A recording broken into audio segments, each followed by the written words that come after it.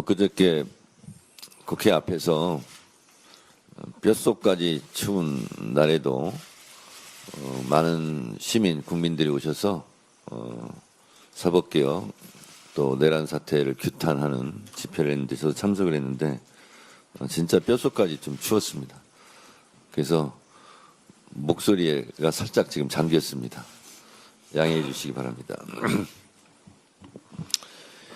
이재명 정부의 첫 예산안이 5년 만에 법정 시한을 지켜 통과됐습니다. 여야가 대화와 협의를 통해 예산안에 합의했다는 점이 참 뜻깊습니다. 한병도 예결위원장님, 이소영 간사님, 김병기 원내대표님, 한정혜 정책위원장님 등을 비롯해 예산안 통과에 힘써주신 모든 분들께 감사드립니다. 이재명 대통령께서도 국회가 할 일은 한다는 모험적인 모습을 보여줬다는 점에서 감사드린다고 말씀하셨습니다. 예산안 통과에 특별히 애써주신 한병도, 이소영, 김병기, 한정혜 이 네 분들을 공개 칭찬합니다. 당대표 1급 보상도 드리겠습니다. 이재명 정부가 제대로 할 일을 할 수 있게 되었고 회복과 성장의 마중물이 마련되었습니다. 더불어민주당은 이번 예산이 대한민국의 미래를 밝히고 이재명 정부의 성공을 뒷받침할 디딤돌이 될 수 있도록 끝까지 꼼꼼하게 챙기겠습니다. 오늘 1인 1표제 도입을 담은 당원 개정안이 중앙위에 상정됩니다. 대한민국은 법치국가이고 모든 법의 으뜸은 헌법입니다. 헌법에서 규정하고 있는 선거의 기본 정신은 보통 평등, 직접, 비밀 투표입니다. 대한민국 어느 조직도 1인 1표 헌법에서 보장한 평등 정신을 위배해서는 안 됩니다.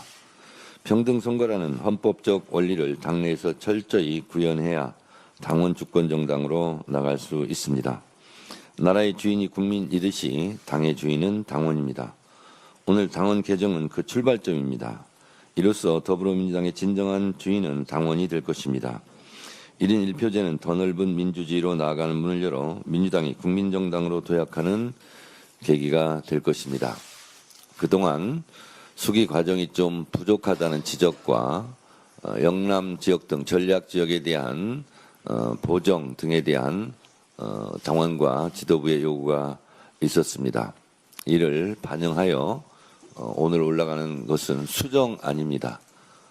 TF에서 만장일치로 조정 합의한 내용이 중앙위 안건으로 수정안으로 올라가는 만큼 민주주의를 앞서 실천하는 우리 당의 모범적인 모습이라 생각하고 중앙위원과 당원들의 지지와 성원을 부탁드립니다. 12.3 내란 1년 내란 외환 수계 윤석열의 핵에 망측한 입장문 윤어게인에 올인하는 국민의힘 장동혁 대표와 소속 의원들을 보며 깊은 분노를 금할 길이 없습니다. 국민 앞에 엎드려 사죄해도 모자랄 윤석열이 뻔뻔하게도 자기 합리화와 적반하장을 늘어놓았습니다. 특히 윤석열이 선관위의 공정성과 북의 지령을 운운하는 대목에서는 기가 찹니다. 정신 차리기 바랍니다. 더 기가 막히는 것은 윤석열의 궤변과 망언을 그대로 받아들여 재창, 삼창 반복하는 국민의힘 장동혁 대표와 그 소속 의원들의 행태입니다. MBC 뉴스 하이킥 보도에 따르면 국회의 계엄 해제 표결에 불참했던 국민의힘 의원 90명에게 그때로 다시 돌아간다면 표결에 참여할 것이냐고 물었더니 단 7명만 표결에 참여하겠다는 의사표명을 했다고 합니다. 내란 1년에 대한 사과문에 이름을 올린 국민의힘 의원 숫자도 고작 25명에 불과합니다. 12.3 내란 당시만 해도 내란 외환 수계 피의자 윤석열과 일부 부역자들이 대한민국 민주주의를 갉아먹는 암덩어리인 줄 알았는데 1년이 지난 지금 국민의힘 전체에 암덩어리들이 전이되어 곳곳에 퍼져 있다는 것이 명확하다고 생각합니다.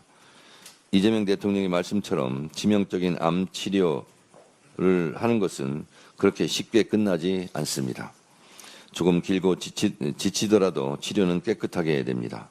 내란 외환 수계 피의자들, 윤석열과 부역자들, 그리고 내란 정당 국민의힘까지 대한민국 민주주의와 헌정 질서를 위협하는 암덩어리는 전부 다 긁어내서 다시는 외환 내란위원회체를 획책할 수 없도록 확실하게 처단해야 합니다.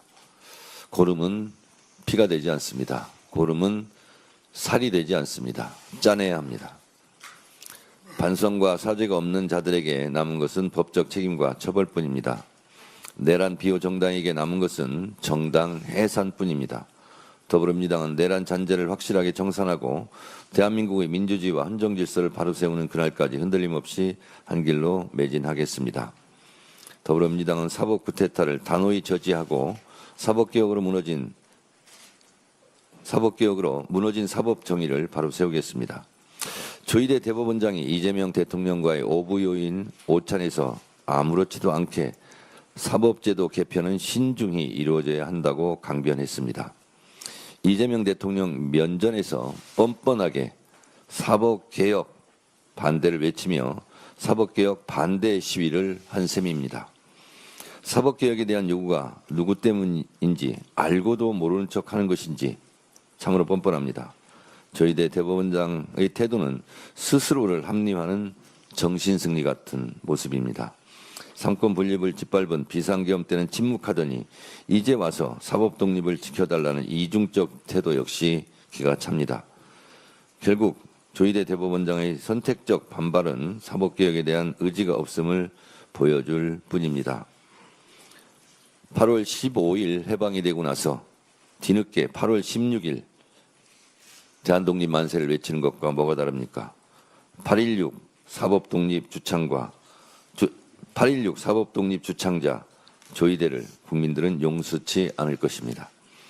더불어민주당은 무너진 사법정의를 바로 세우는 길에 단 한 걸음도 물러서지 않겠습니다. 3특검이 종료되는 즉시 2차 추가 종합특검으로 내란의 잔재를 끝까지 파헤쳐 내란의 티끌까지 법정에 세우겠습니다. 끝날 때까지 끝난 것이 아닙니다. 내란 전담 재판부 설치법과 법외국제 법안이 국회 법사위를 통과했습니다. 또 법원 행정처 폐지 등을 담은 사법행정 정상화 3법도 공식 발의됐습니다. 여기서 멈추지 않겠습니다. 더불어민주당은 내란 청산이라는 국민의 명령을 완수하고 이 땅의 민주주의와 헌정 질서를 바로 세우기 위해 연내에 사법개혁을 완수하겠습니다.